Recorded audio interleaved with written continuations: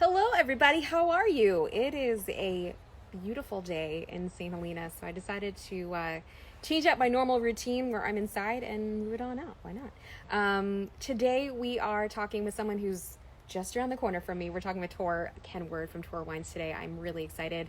Tor is a legend in the wine community and in Napa Valley, and I'm sure he's going to tell us many, many stories because he has worked with the best people, and his resume and Rolodex reads like a dream for a bon vivant like me. So, from Julia Child to Andre Tchelistcheff, Robert Mondavi, Tor has crossed paths and known some of the great people that we all know and love in the wine and food world. So I'm really excited to talk with him, taste some wines, of course. So today we're going to be tasting his Chardonnay. We are going to be tasting two different Cabernets. And without any further ado, let's bring him in. Hi, neighbor. Hi, neighbor. How you doing? I'm good. You, People out there don't know we live on the same block. they do not, but maybe they do now. We're not talking what that is, though. Yeah, we are not going to give away our addresses because, you know, the world is big and not always full of people with great intentions, but we hope everybody on this channel would be. Well, you look nice and comfy in your house around the corner, and I'm so excited to be talking with you because you have been in the industry for a decent amount of time, and with that comes not only experience but some great stories and of course some great wines. I have seen some of the wines that you've brought into press, so I know your collection is pretty impressive. So we can talk a little bit about that, but I want to go back a little bit and talk about your history in the Napa Valley, how you got your start, who you were talking to, and what brings us to today. I know there's a few decades in there, so if you need to condense, by all means. Well, it's hard to condense 4 decades, but we can. I came up to Napa in the 70s. Was sort of really the time that I became, and that's not the 1870s, it's 1970s. Just Thank you for the clarification. Out there. You look exceptional either way. I will say that. Thank you. And it was a different planet entirely back then. Yeah. I think a lot of people that are more familiar with the modern Napa don't really realize that in the 1970s, there were less than 50 wineries. There was absolutely no destination restaurants. The hot restaurant is where Bricks is right now, and that's used to gather around. No air conditioning. There were no real destination hotels. So the concept back in the 1970s was come to Napa Valley during the day, leave at night. It really did not encourage tourism at all. The wine and food programs at the wineries really did not exist. Robert Mondavi was the first. When I joined Beringer, I became very aggressive in wine and food programs. And obviously, over those 4 decades since then, the valley's changed dramatically. I fell through a rabbit hole that I was just lucky being in the right place in the right time. I became a vice president at Beringer and served on a lot of boards because I was a spokesman in a lot of ways for Beringer and all the wineries. With Bob Mondavi, became close friends with Julia Child. Certainly got to know Warren Winiarski, a lot of the real pioneers that led that charge in the 70s and 80s to bring Napa Valley into the prominence that it is right now. So again, I look back on those days and during those decades as just being so fortunate to be at the right place at the right time. It was really exciting. Yeah.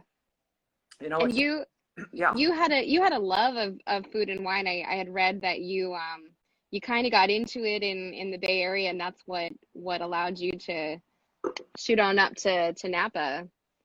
Well, I was actually living in Southern Cal, and I had a jazz club, and we did some big. All right. Yeah. So it was a small community that I was in. Some of the people that loved music also loved wine, introduced me to wine. some of them, or one of them had a store, a couple stores, and said, go up to Napa, buy some wines and get to know some of the wines up in Napa. And I'd come up, I was, being in the jazz club business, it was feast and famine, most of the time famine. Yeah. And, but it was a great life. And I'd camp at both the Napa State Park, get out of my sleeping bag in the morning, and then 5 or 6 winemakers during the day. And I like you, and like a lot of our friends, we fell in love with Napa Valley, as a place, as the people, and then of course the wine industry. So, I look back and the business has been extremely kind to me. And both of us have made so many friends here that we'll have for life, that are part of our life. Yeah. The people, I find the people here, and I've said this before, I know you have too, the people here are just extraordinary. And I know a lot of people say that about the towns that they live in, but there is truly no place like Napa Valley and the community that exists here. And you see it maybe in a more concentrated fashion in moments like these or during the fires, which to some extent is unfortunate. But I think I wonder what it was like in the 70s and if that existed in a way that it does now. Do you see a difference, or is it mostly the same? No, every so often I would feel that the industry lost it over those 4 decades. Because I say that in the 70s and the 80s, everybody looked after everybody. If the winery next door needed a tractor because their tractor broke down, you lent your tractor to that person. If they needed a piece of equipment, any equipment that you had and weren't using, it was their equipment. If you were a winemaker and you had a question, you went to the winemaker across the street who you respected, and you got answers, or at least an opinion, and everybody shared. It was an unbelievable sharing community of people passionate about wine. When we started to really grow and the billionaires moved in and made their investments, some of them had the philosophy that we're going to have our secrets. And that sort of culture you saw a little bit of that creeping in. But as you said, during the fires, during the floods, during the times where we really needed to pull together as a community, I saw that same community that I remember from the 70s and 80s, where everybody does pull together. I mean, look at it right now. Yeah. You and I are looking at each other live on the very first day that I think some of the restaurants can open up with social distancing and some guidelines. Yeah. So, this is an historic day, and you and I'm sure, I think I can speak for you, have been going and getting takeout from our favorite restaurant. We sure have. Quite a bit, and giving as much support as we can.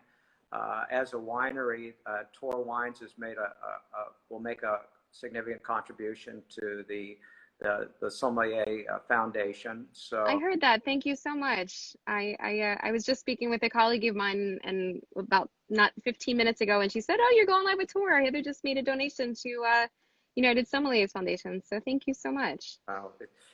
I look at it. We're actually in the same business. Your survival, the Somm community, the community as a whole, the wine community, they're really one. Your survival, the Somm survival is our survival. And I feel very strongly about that. Well, I'm drinking this delicious Chardonnay, and I had a few questions because I love your Chardonnay. I love all your wines, but you worked for a winery that arguably shaped how America drinks in so many ways, and one of those particular wines is, of course, the Beringer Reserve Chardonnay. Still a staple, still a classic, still something that even for exams and things like that, we think of as like, the benchmark. When you're thinking of Napa Valley Chardonnay, you think of Beringer Reserve Chardonnay. And so I wonder, stylistically, in the 70s and in 80s and 90s. What was going on then? What was informing decisions? Were you looking across the pond? Were you looking in our own backyard? And then how is that translating into what you're doing now? Now, it's a really interesting question because there's a story behind that. Oh, good. I know I hope. and it's a story that takes in not only history but culture a little bit. And to me, it's fascinating. Is when I came to Napa in the 70s, Mondavi, and most all the wineries in Napa, there was a couple over in Sonoma, Hansel, Mm-hmm. and then some down in Santa Cruz, were doing the traditional barrel fermentation, small French barriques, and then keeping it in barrel and then bottling it, very much as in Burgundy. Bob Mondavi and a lot of others were doing the modern way of making Chardonnay, which was steel tanks and then into new barrels. And it was producing a wine that the oak really was not as integrated as a barrel fermented Chardonnay, such as Mm-hmm. we're both enjoying right now. I was very fortunate at Beringer that they sent me to Burgundy and Bordeaux, and I also went to obviously Germany and Spain because we imported wines. Mm. And they wanted me to sit down with winemakers to understand how the wines were being made in Europe at the first gross in Bordeaux. And I was very fortunate to spend a lot of time with the DRC people. Andre Tchelistcheff was a really interesting winemaker there at the time that I visited, the Comte de Vogües, etc. And I shaped a lot of ideas sitting down with those winemakers in Burgundy. One was that we should do more of what they were doing in Burgundy, and that steel fermentation was good, but the other provided more integration of flavor, character, wood, and wine. The other being barrel fermentation. Yes, Okay. the traditional barrel fermentation. So Beringer was doing the steel as Bob Mondavi was, to barrel. And I asked Beringer if they could start a small program doing the barrel fermentation. Myron Nightingale was the winemaker. He was a little reluctant, but willing to give it a try. His assistant winemaker, Ed Sbragia, was all over it. Ed loved the idea and embraced it. And it was really Ed who picked that up, fell in love with the idea, and then created the Beringer Private Reserve Chardonnay. It's kind of cool to hear that that's used a lot in the SOM exams. Oh yeah. I mean, it's you think of textbook Napa Valley, of course our textbook is going to start in a place like the 70s and 80s in the classic wineries and the regions and the wines that shaped those regions. So I mean, it's no surprise that Beringer would be one of those wines. And so to your point, I mean, we're drinking a barrel fermented Chardonnay today. Right. Yeah. I actually, they allowed me to build a little winery within a winery so I could experiment around back in the 80s, 90s.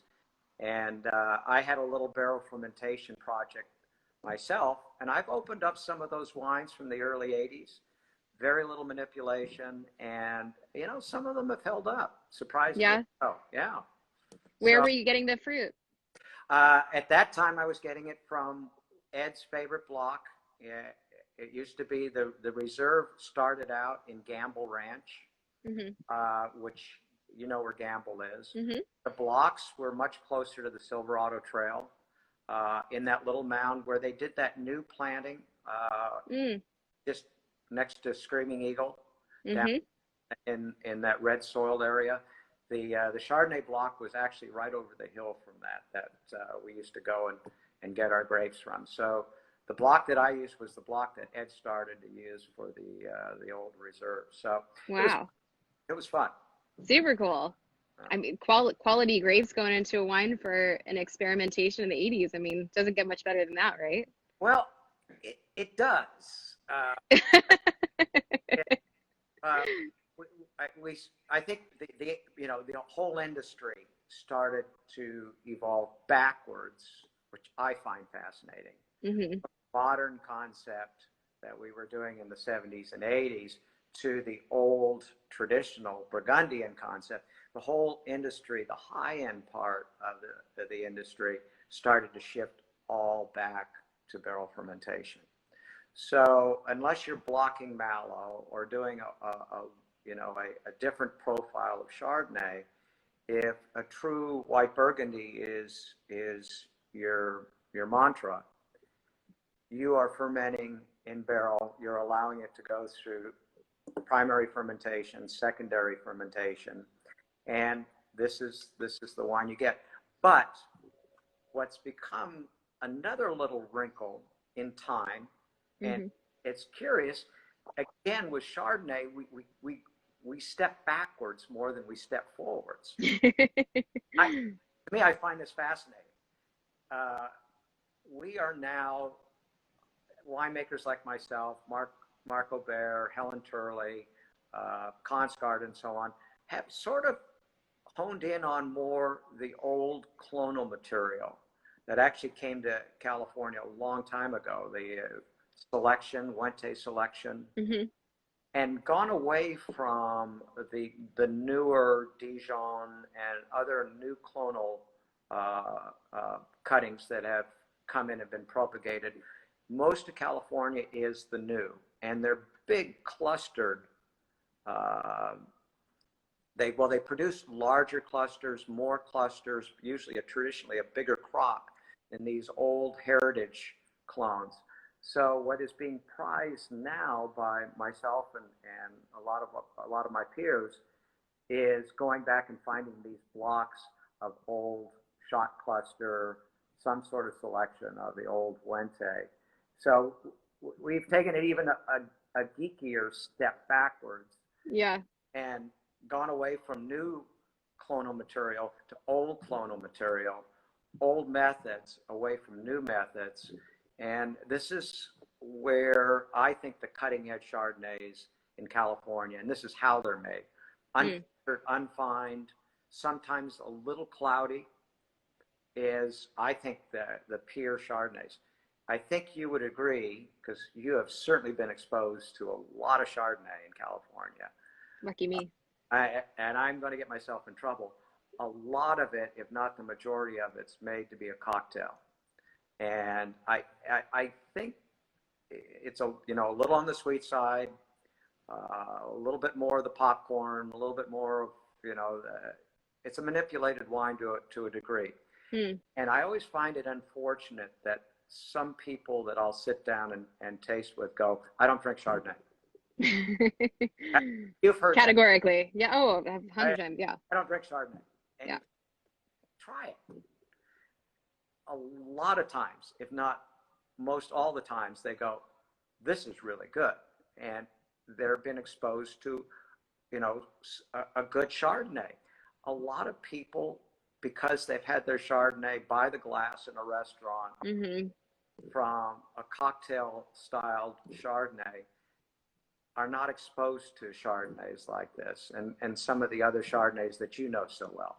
Yeah, I think it's interesting because I think you're right. I think so many times we get caught up in our little, I say bubble, but I don't mean it as a pejorative, but our bubble here. And so it's a little bit insular in the sense that I don't get to see what consumers across the country are drinking. But I think you're right. I think most of what you're seeing in restaurants, just from a quantity standpoint, you're seeing more of these cocktail Chardonnays. But, I do see some of these smaller producers really pushing the envelope and trying to skew backwards to more of a Chablisian style, or something that's a little less new oak, or something that's a more pure expression of the grape. So I am seeing a wider spread of what is out there and what's available. It's just not everything is available everywhere. And it's such little small concentrations of it that the general population isn't getting what we're seeing. Right. Well, historically, and unfortunately, I've looked back on a lot of trends over a lot of years. But there is one unifying aspect to every one of those trends. Whether it's Blue Nun, Lancers, Mateus, the early Kendall Jackson Chardonnays, the early Rumbauer Chardonnays. What unifies all those? Yeah. Sugar. Sugar, of course. Yeah. I mean, So, that's you know, um, a lot of our friends talk dry and and drink. make sweet. Yes, I think that the word dry is probably a sommelier's worst nightmare because you have to in a restaurant setting you kind of have to bite your tongue because people say I want a dry wine, but really what they want is not a dry wine, and so there's this sort of gentle balance between guest and hospitality person where you can't correct them, but you also have to um, dive a little deeper into what it is they actually want versus what they're saying. Right. So yeah, it's a bit of a guessing game. Somebody's dry is somebody else's sweet. Yes, yes, no, it's all I guess perception to a certain extent. Everybody has different thresholds for sweetness and salty and spice. And Um, I think both you and I will agree. There's some stunning sweet wines. of course, some of the best wines in the world are sweet, if not cloyingly sweet in a good way. So, Yeah, right. So, well, in fact, the Nightingale, I think, yeah. a wonderful example of a brilliant sweet wine that I mean, I've had those back to the 80s, early Wow. 90s, Now, and they're beautiful wines.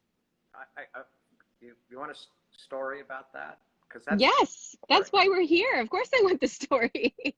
So one of my early jobs at Beringer was to take Myron Nightingale on the road and show the wines to the trade and the writers. And Myron was a crusty old wonderful guy to travel with, and happiest if he was traveling with his wife Alice, who they were just one of the cutest couples you'd ever run across. Myron was always happier with Alice in the room. They were adorable. And I made the mistake one trip to say, we're going from city to city because Alice had some mobility issues. We're going from city to city, and maybe this is one for Alice to sit out. And Myron, well, actually, it was Alice, did not forgive me for a long time for doing that. And I realized, being a wine geek, that Myron, or it's actually Alice, I found out, were the pioneers on botrytis or botrytized wines in California. They did those early Cresta Blanca wines in, I think it was the 40s and the early 50s. Whoa. And they were they were truly the pioneers in California of botrytis and botrytis wines.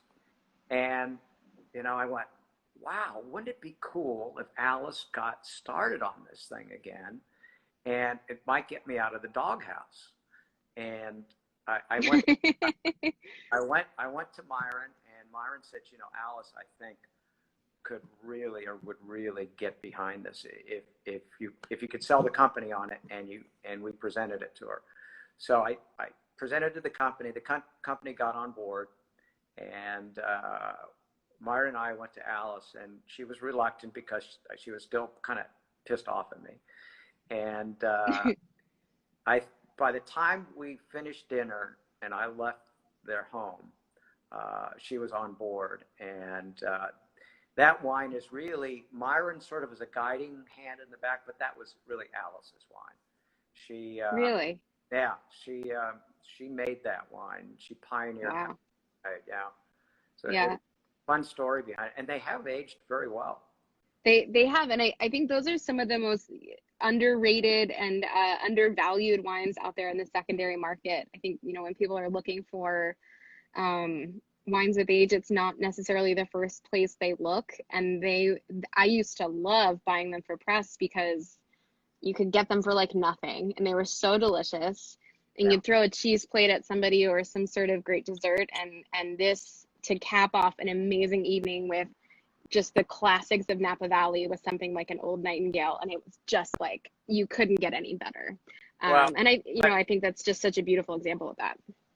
Thank you for that. And when we get together and we're allowed as neighbors to be social again, Yes, I'll bring a bottle of 81 or 80 or both to dinner and open them up. I think that sounds great. And we'll see how they've aged. Well, thank you. I will that will be a night to remember for me for sure. We do have two red wines, and both are single vineyard, and I think that's a territory that I'm going to dive into with you as well, because single vineyard, a concept that is what isn't a new phenomenon, but it seems to be more of an across the board. More people are doing it. You know, I think stylistically, it seems to be the thing that has been one of the mainstays in Napa Valley for at least the last decade or two. And we've got two, so I'll ask you which you think should go first, whether that's the Melanson or the Tierra Roja from Oakville. In 17, which I believe those are both 17. They are both 17s. I would go with the Tierra Roja. Okay. Yeah. There we go. And perfect. I've got one here too. Good. I don't like to drink alone. Yeah. Good. Unless we're in quarantine, then it's fine. So we have the Tierra Roja from Oakville. Where is this vineyard? Tierra Roja is, for everybody out there that have traveled Napa Valley and gone on the Oakville crossroad. So you start at the Oakville, at Tokelon, which would be on the west side, and you have right on the corner there the Oakville Grocery, which a lot of people know. Mm-hmm. Take the crossroad, stop at the Silverado Trail, look straight ahead, and you look right into Tierra Roja. If you know bam, directly into it. So is it over by Red? It's above Red on the hill. Oh, okay. All right. It's a little 4-acre piece, and you probably, because you've been there so many times, you'll probably go, oh yeah. It literally at the cross, when your car stopped, before you go left or right, if you went straight, you'd go into the driveway of the owner, which is Linda. Okay. Neal. Oh yeah. Okay. There's like a tiny little sign right there. There might be. It's almost like a handwritten sign. I've seen it like out of the corner of my eye a few times if I drive up to like Dolly Valley or something. Yeah, well, that Dolly Valley is literally at the very top. So okay, so so that's probably where I've seen the little sign. The only thing that separates Tierra Roja and Dolly Valley is that teeny little one car road, mm-hmm. and Dolly Valley is right above it. Rudd is right below it. Then you have Tench, or that other little piece that Rudd has on the other side. Mm-hmm. Tench, and then Screaming Eagle. Mm-hmm. You have Jean. Jean Edwards? Her little tin cup vineyard that Russell Bevan makes a little wine off of. Yeah, and then you have Harbison in there, and then Bacchus is just south of that, right? Bacchus is the one that most people know. It's like that big hill. And it has the same facing that Tierra Roja has. Okay. Which is an impressive facing and slope. Oh, and what is true with Bacchus, and I think it's the Tin Cup, which is very small, and then Tierra Roja, is that all those pieces have that very famed red soil. Big boulder. It smells red and dusty. Every time I taste wines from over here, it's red and dusty, and like it's I don't know how to describe it other than it smells and tastes like red terracotta. Well, you are dead on. Mm. And you look at a hillside vineyard like that, and you go, it's got to be dark fruits. It's got to be dark fruits, but you are so right. You get more of a red fruit expression off those red soils and that east side red soil, big boulder type of material there, then you get that the black fruits. Mm-hmm. It's so different from the other side of Oakville too. Like it's almost like there's this divide, and it just like one side is one way and the other side is a totally different way. And this has that like dusty red, that red terracotta, red fruit. There's just you see the color red. It's like this it's like a sunset red. Yeah, I think you nailed it. Yeah. I hadn't thought about the terracotta and the red fruits, but yeah, they all tie together. Yeah. How did you find this vineyard? I knew the neighborhood. It's what they call the Miracle Mile because Mm-hmm. got so many great vineyards. You know, the Dollyval, the Screaming Eagle, the Rudd Piece, Tench, all right there. In the dead center is Tierra Roja. So it's sort of like if you're a dirt kicker like I am, and you're trying to get to the great vineyards and the best blocks. That was always a type of vineyard.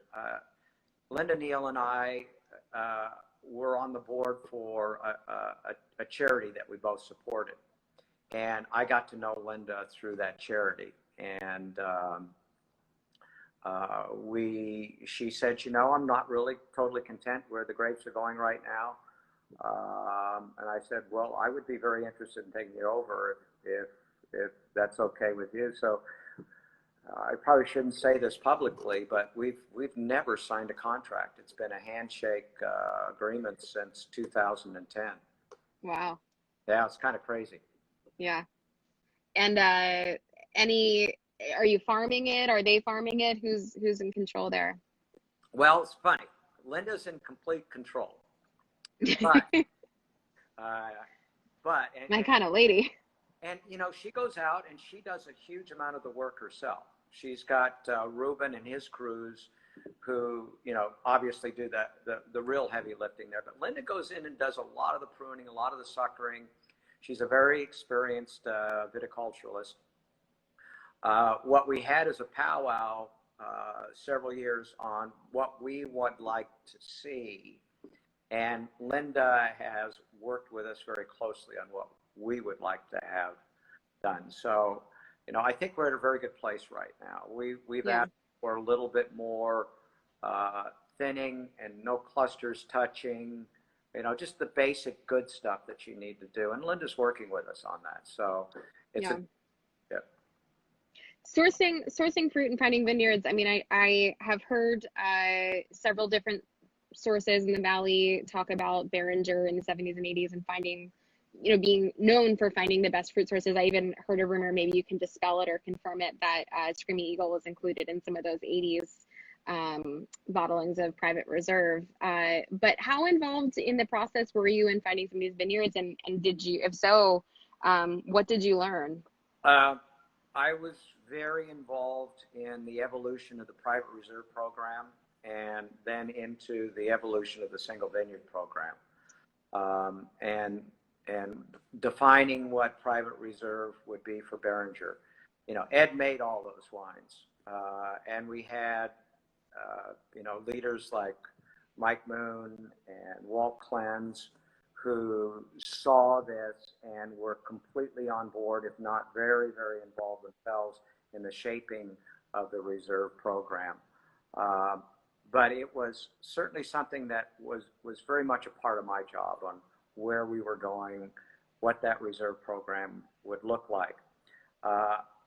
I never personally found one of the vineyards that Beringer used. I was very involved in evaluating the wine once the vineyard was a potential vineyard to be part of the program or on the program. But you know, you got to give Bob Steinhauer and his crew a huge amount of credit for finding a lot of those vineyards themselves. So, you know, we went from the first reserve wine, which was the Chabot vineyard, at the time, the Lemon Vineyard. And then Lemon Chabot. Lemon Chabot, yeah. That was my fault. Really?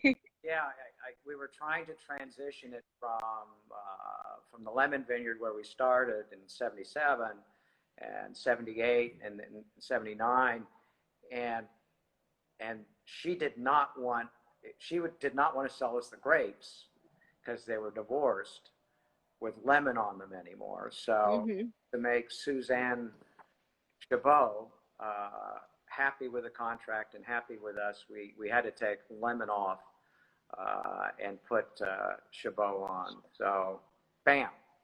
There you go. That was the transition. I'm blamed for the having a hyphenated in there. And I think Ed would blame me partially for having two reserves. One year we had State Lane in 79 and the Chabot because between Ed and I, we couldn't decide which was the better. We liked both of them. So just do both. Yeah, it was Yeah, fun. that's the compromise. Yeah. The great compromise of 1979. It was fun.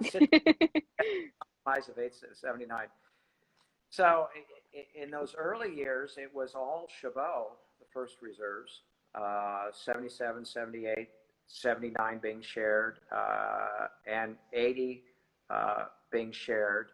Actually, 80 was, no, we shared that with State Lane again. In 81, we began to look at that long-term vision. And interestingly enough, this was not shaped by Ed or myself as much as it was some consultants that we were bringing in. We brought in Jean-Louis Mondreau, who was a winemaker at Latour for quite a few years. And then we brought Patrick Leon, who was a winemaker at Mouton for quite a few years. And after he consulted with us, went on to a little operation that proved successful called Opus One. He was the winemaker there for those first quite a few years. Right. And unfortunately, I was in Europe 2 years ago, or a year and a half ago, in Bordeaux, and we just missed each other, and he passed away, unfortunately. Oh, that's too bad. But I mean, he was an amazing man. Here's a guy who, worked with us. I think he did a decade of the Opus wines, went back to France, made quite a few really, really good wines, and then started a huge project with the rosés down in Provence. I didn't know that. Interesting. Yeah. Patrick Leon. Patrick Leon. All right. Well, cheers to Patrick Leon. This is delicious. Unsung hero. Unsung hero. I assume you don't have a favorite. I wouldn't dare ask the question unless you generally had one. It really depends on the day. I have two wonderful children, and winemakers often cop out of the what's your favorite wine. I can't give a favorite because they're all my children, and I love them all. But I can tell you, having raised two children with a wonderful wife who did really the heavy lifting, there are days where I really did like one child a lot more than the other. And I do the same thing with some days I really prefer one wine over another. I'm going to ask you, which of those do you prefer today? The Melanson or the... Well, I haven't tried the Melanson yet, so I'll let you know.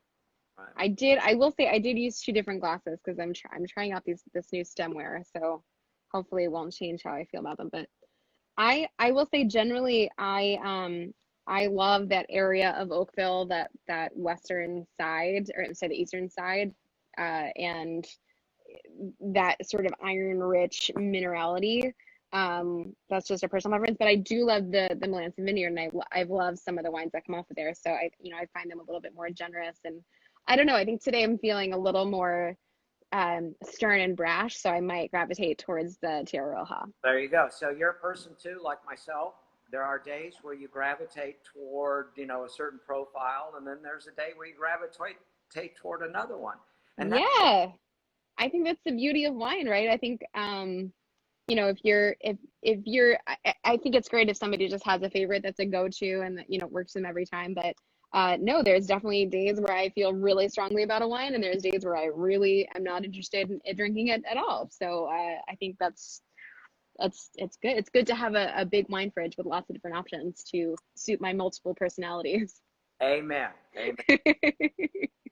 I'm sure my parents are on here too and laughing at your comment about the children, because I'm not sure that they have ever not enjoyed my presence a day in their life, but maybe I'm wrong. I think all of us in our heart of hearts know that at certain times in our life we challenged our parents.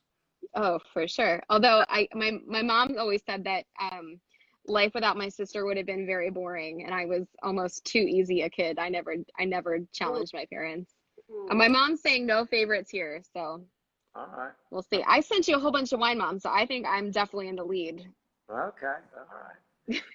I always have theory that the child that was always the easiest and never presented any problems would be a devil when they became a young adult. I don't know. I drink a lot of wine, so maybe that makes me a devil as a young adult. I was wondering if I'd get something on that anyway. No, I'm too boring. I really I color inside the lines a bit too much, I think. I don't know. You have a heart, got to be a little devil in there someplace. Yeah. Oh, my mom says not the case here. This smells amazing. I will say, oh gosh, get this out of the sun. Aromatically, this wine kind of speaks to me, and maybe it's just because I'm surrounded by all the florals behind me, and this has such a beautiful floral, violet, lavender nose. Yeah, completely different fruit profile. Totally. And this is what. Let's go back to the consultants at Beringer, and I will never forget the conversation.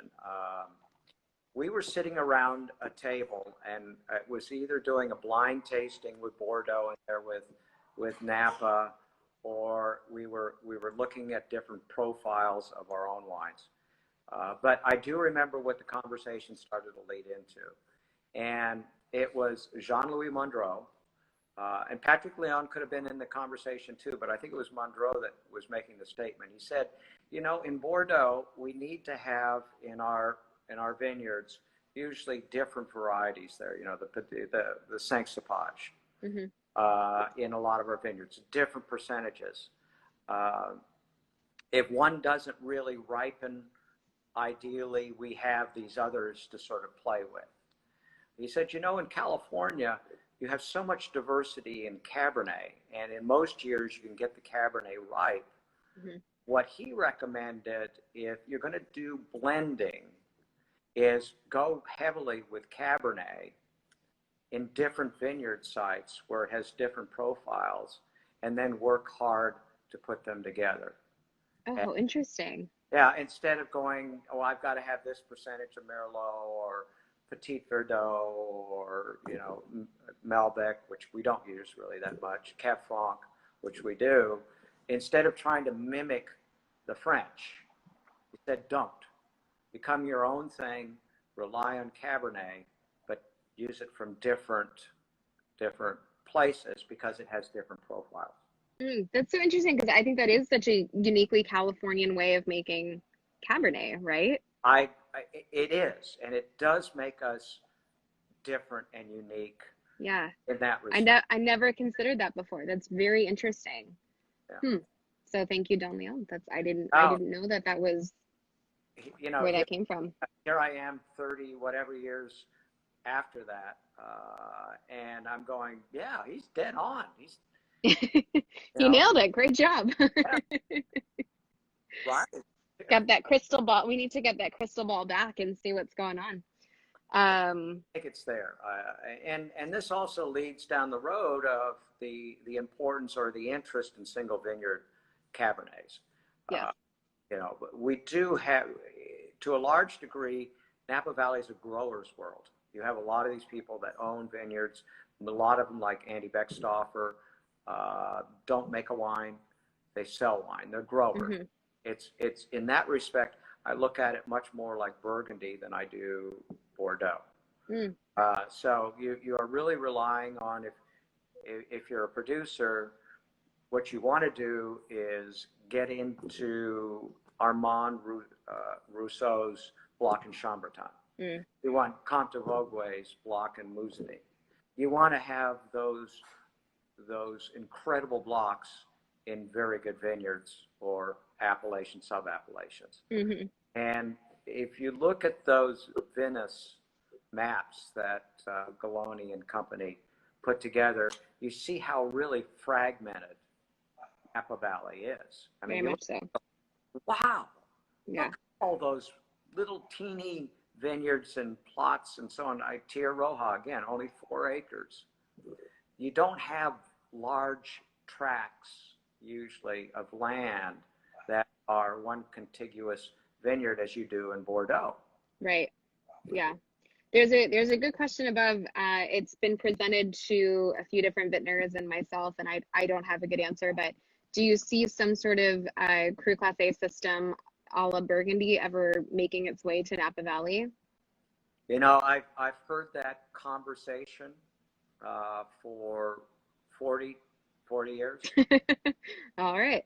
So, and every time somebody's taken a run at it, there's like all these fences and Yeah. are put up. And, you know, the 1855 classification in Bordeaux, that was done pretty much in a much different, less fragmented society and system than we have right now. Mm-hmm. I think with as much money has been invested in Napa Valley, and as many growers and producers that we have now, well, can you imagine somebody feels like they're left out of first cut? They'd go nuts. And I think, you know, I think the biggest difference for me in just looking at it with a macro lens is the 1855 classification. You had much more to gain than you had to lose. Yes. And today in Napa Valley, we have everything to lose and really what's to gain. I mean, you know, a gold medal for a few vineyards or wineries that, you know, someone thinks subjectively are doing better than another. I mean, I think we've already established Napa Valley as a region to compete with, and a region that is at the upper echelon of what we consider the best wine growing regions in the world. So the intent behind some of these classification systems was to elevate the regions and was to prove that they were a force to be reckoned with. And I think that we've done that without these classification systems. I would agree with that. Yeah. I think the people have spoken. Yeah. That's probably a really healthy way of looking at it. I would agree. Yeah.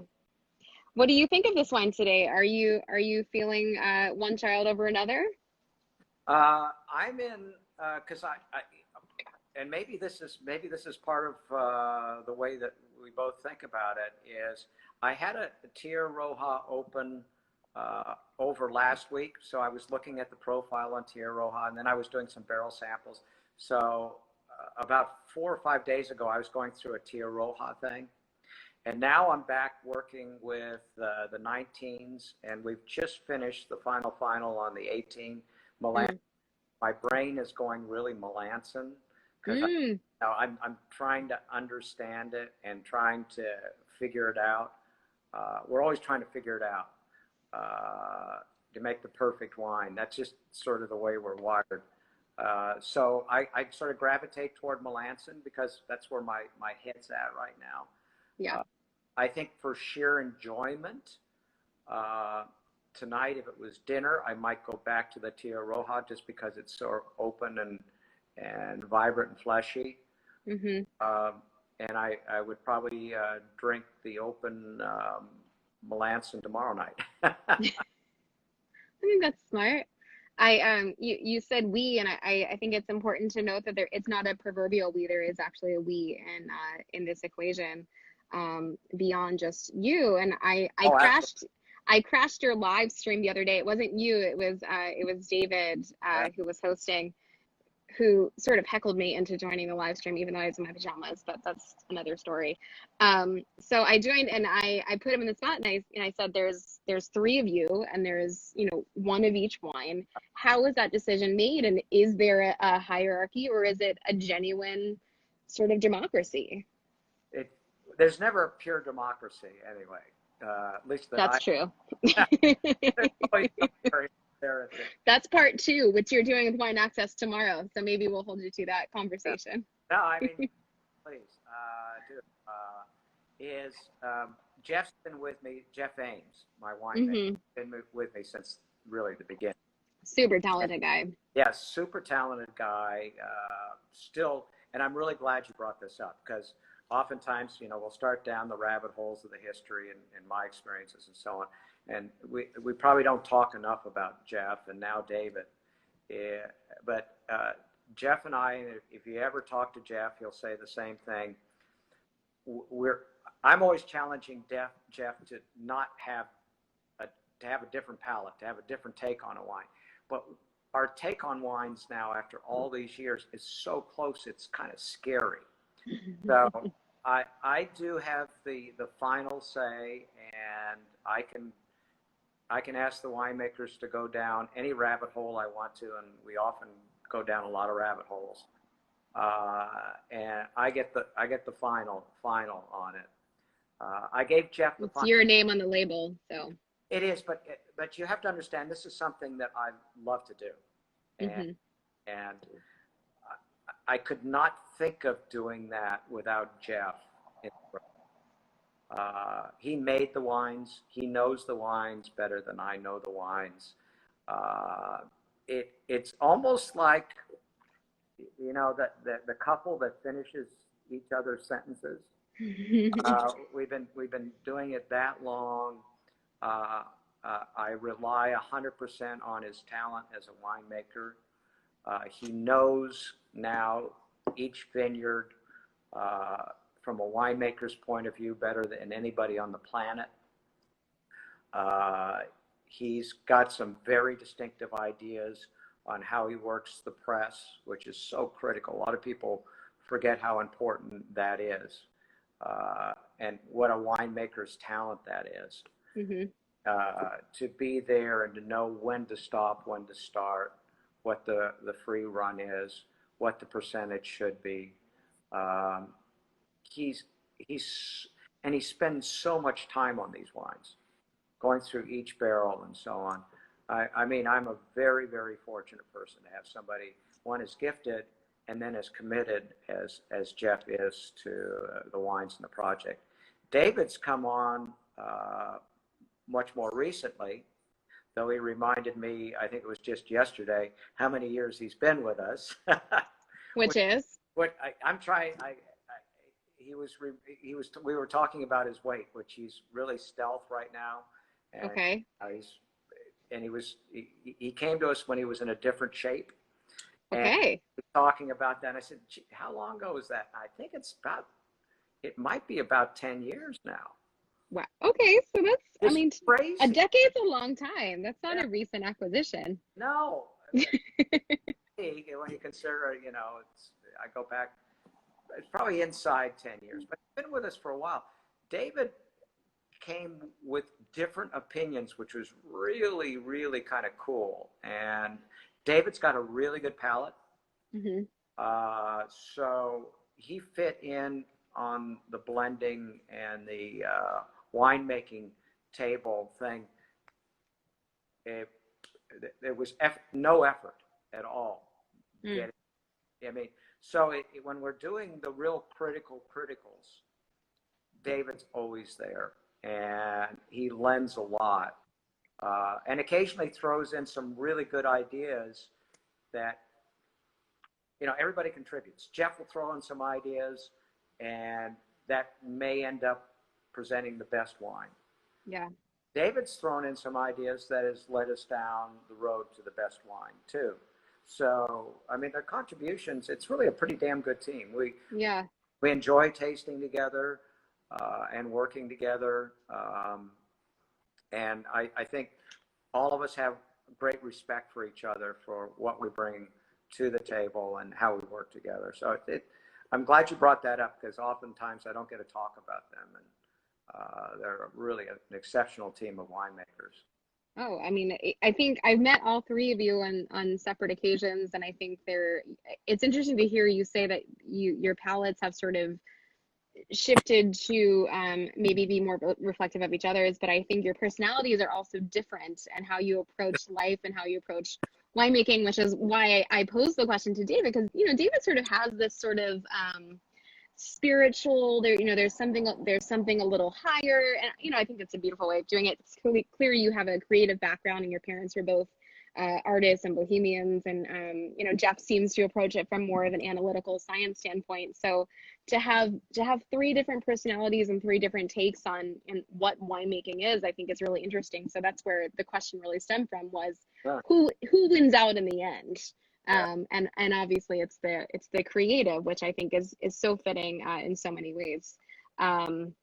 We have 5 minutes left, if you can believe it. I posted on IG stories. I didn't know if an hour was gonna be long enough, and I think I was spot on. But all three of these wines are just are just magically delicious, and I think it's fitting that you do have a wine called Black Magic. I know it's not in this lineup, but I have to ask about this Grenache project that I've heard about and this wacky label that I love.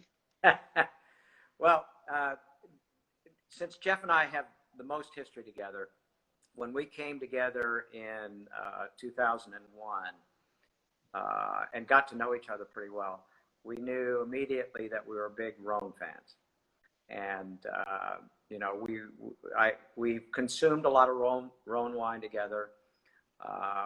We are huge Grenache nutcases. So it was this project that we both encouraged each other to keep going, to find the perfect Grenache in California. So, you know, between the two of us, we've been most every place there is to make Grenache, or we've worked with most of the major appellations that contribute to good Grenache in California. And it has been a journey. It's been crazy. You know, if we were really smart business people, which obviously we're not, we would have just stayed with Napa Cab, you know, bring grapes from other places, have to drive great distances to see how they're doing, you know, and then. Because this is it's in Paso, right? Yeah, this last one's from West. Yeah. So there's a wonderful guy down there. His name's Connor McMahon. He's planted a vineyard called Full Draw, which the Booker people. Oh, sure. Okay. Yeah, they use most of those grapes. I think Connor's even a partner now with the Booker operation. But Connor's this, which Jeff and I love. He's a nutcase, so he had to have the perfect clonal material. He had to have the right rootstock. He found some of that old broken down limestone soil that's so rare, and makes some of those really interesting wines down there. And he got hugely involved down the rabbit hole of Rhone varieties. So, you know, I ran into Connor. I said, Connor, do you have any grapes available? He says, not really. And I said, just a little bit for, you know, to see what we can do.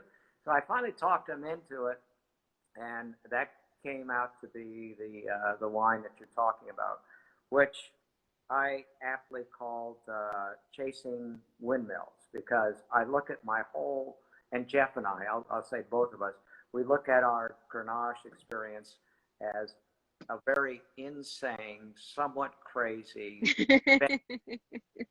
and I've always felt like Don Juan, you know, charging a windmill for some unknown reason. Yeah. Well, I've heard it's your last vintage, and I'm sad that last vintage of Grenache, excuse me, last vintage of producing Grenache. So I'm sad that it's going away, but we are also going away because Instagram is telling me that there's less than 2 minutes left. So I want to make sure that anybody who's watching can find these wines. So everything that we've tasted today, we tasted the Sonoma Coast Durell Vineyard Chardonnay from Tor. We tasted the Melanson Vineyard Cabernet from Pritchard Hill, and then the Tierra, which doesn't have a label, but we all know. And then the Tierra Roja from Oakville, and these wines are available on the Tor website. They're also occasionally available on Wine Access, which I think I should mention. And if you did not get your fill of Tor today, he will be on live with Wine Access tomorrow for the second time. I have a little connection with Wine Access, so I don't know if you know that, but you'll be talking with my friend Vanessa tomorrow, who we love.